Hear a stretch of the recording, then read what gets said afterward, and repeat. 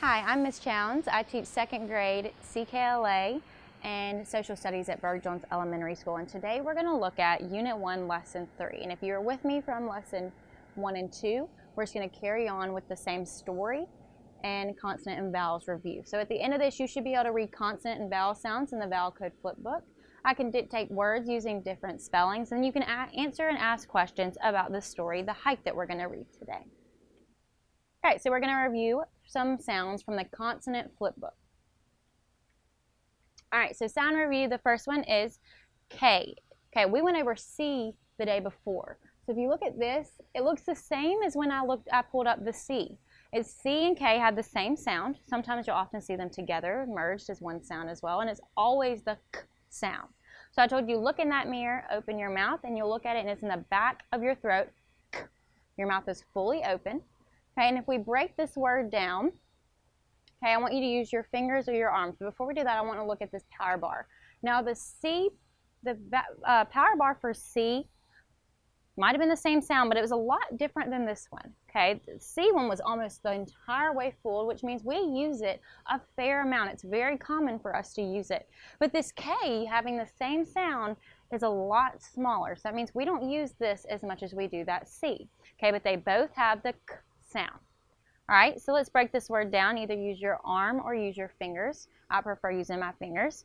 So K, I, D. Okay, I want you to think about those three sounds and bring them together yourself, okay? K, I, D. Good, that word, when you pull it through, is going to be kid, okay? Super easy, something you should have learned in first grade, so you've got that one. Let's review another one. So we did this one, actually, we did this one together yesterday. We're going to go over it again because as you see, that power bar right there tells us how often we use that sound, and we use it a lot. So we need to, when we see it, we need to know exactly what sound and what word it is. So this letter right here is G, okay, and the sound for G right up here, when you see it written, is G. So at the back of your throat, you can actually put your hands right here and feel it, G. You can actually feel your whole throat moving. So if we break this word down, G, I, T. We'll do it one more time to see if you can figure out the word. G, I, T. Okay, good. The word is gift.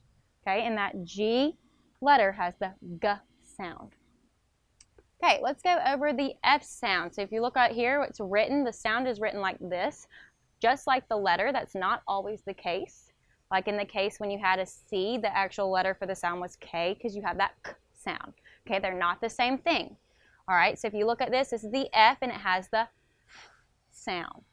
Okay, it's at the front of your mouth. Okay, my teeth are actually a little bit on my lips and I say, all right, you can feel that air. Okay, the power bar tells us that we use it a lot or a little. Yes, we use this letter a lot. And when you break this word down, I actually want to see if you can do it yourself. Okay, I'm going to say the letters with you, the sounds with you, and I want you to tell me the word. So, it. Okay, one more time. It. Now, that's an easy word. What do you think it is? Good, it's fit. When you pull that letter through, that word is going to be fit. All right, so V. All right, if you have your flip book, I do have the pages down here for you. So this one is on page 10. So notice that the sound and the letter are the same. So this is going to tell you the letter, this is going to tell you the sound. That sound for V is V. Okay, I want you to do the F sound real quick. Now I want you to change to V. V. Your lips and your teeth and your mouth is all the same. The only difference is you're putting your voice behind it. So your F and your V, your F is voiceless, your V is voiced. Okay, so you can actually have that voice behind it, but they're in the same spot and everything. So when you feel it, I want you to put your hands right here and go, ooh. Your whole throat and mouth is vibrating. All right, so let's look at it. The power bar tells us that we use it a lot, so we need to know the sound. Okay, so let's break this down. We have V, we have E, and we have T. So V, E, T. One more time. V, E, T. Pull it through. Vet. Good. Vet. You can actually hear the vibrations. Okay. So this is the L. Okay. And that sound at the top is L. Okay, I really hope you have a mirror in front of you. That way you can look in the mirror, open your mouth, and your tip of your tongue is at the rooftop of your mouth behind your teeth. Oh, okay? And that sound is actually coming from the back of your throat. You have to use, and L is a voice. You need to use your voice box. Your voice box is right here, okay? Oh, okay, this right here, power bar tells us that it is common. We use it a lot, okay? And it can be found on page 19 of the Consonant Flip Book. But right here, they actually are pointing to this little girl's lips. So the L has the O sound. Power bar tells us that we use it a lot. And we're going to break down this words. O, it, p. O, it, p. And that word is lip. Good. Okay, this is our H. We use our H all the time, and we know that from looking at our power bar. Okay, so the H has the sound. So everybody put your hand in front of your mouth and go, you can feel it. You can, it's your H, all right? It's right there. Let's look at our power bar. We use it a lot, like I said a minute ago. We're going to break down this word. Ah, t. Ah, t. Okay, when you merge those three letters together, what do you get? Hot. Very, very nice job. Okay, so I have these three words right here, and it's beginning of the year. Like I told you, it's okay to make mistakes, but we can learn from them. So I'm going to break these words down, and I want you to yell them out on your side, okay? So we have job, job. Okay, that word is job. Awesome job. Okay, number 2, og, og.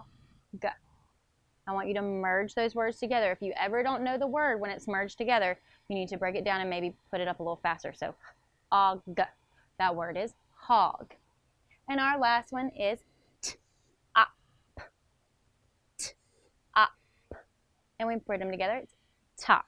Awesome job. Okay, so we're going to whole group read the hike. That means when it's on the screen, I need you to read it with me. All right, before we start the hike,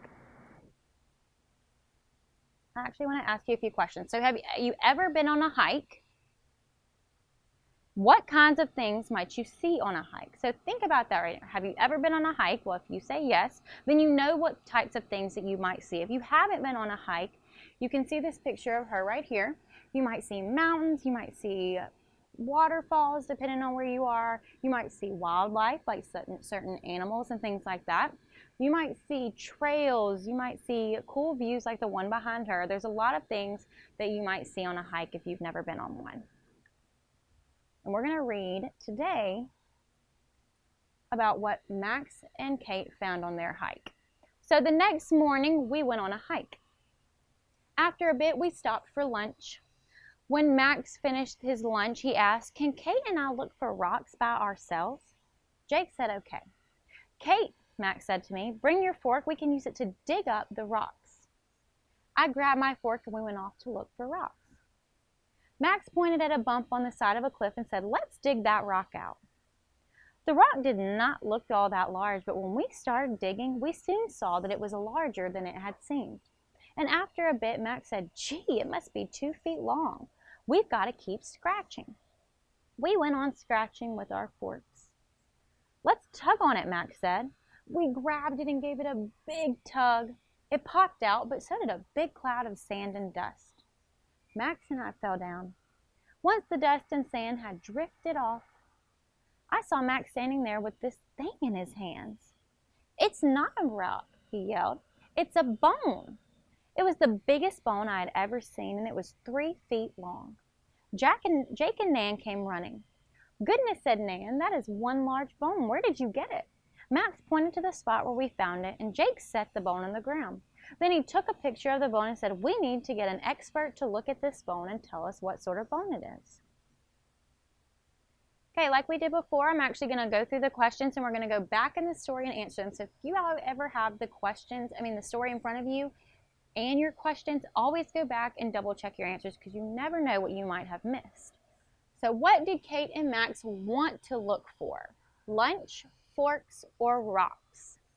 Okay, what do they want to look for? So if we go back, said when Max finished his lunch, he asked, can Kate and I look for rocks by ourselves? So I always teach my students, go back and underline the answer. You can even put number 1 by it to see what number you have it on.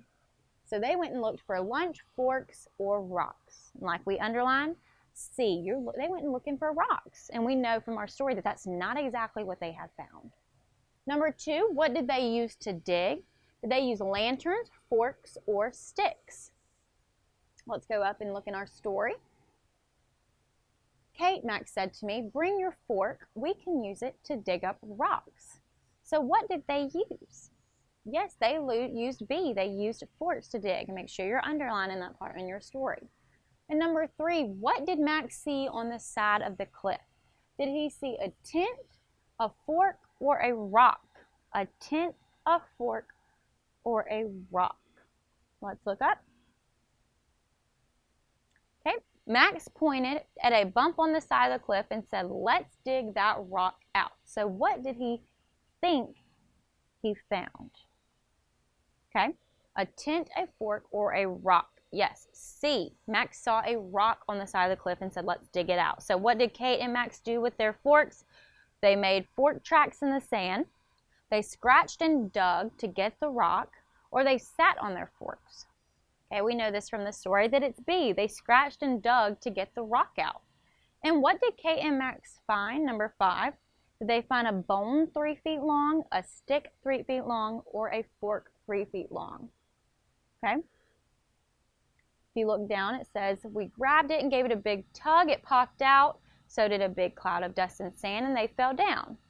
Okay, it's not a rock, he yelled. It's a bone. So when they looked, what did they find? They found A. Kate and Max got a bone 3 feet long. Awesome job. Okay, after reading that story, even if you've never been on a hike, we're going to re-look at this question right quick. The kinds of things that you might see on a hike might be very different from what others see on a hike, from where you went, okay, what you might have done, because I've been hiking and I've never found bones like Max and Kate. Everywhere is very different, and the things you do might be very different. So by the end of that, you should be able to, and I know you can, read consonant and vowel sounds in those flip books. You can dictate words using different spellings, and you perfectly answered questions and asked key details about the story, the hike. And when you see me next time, we're going to be doing lesson 4 from this same unit.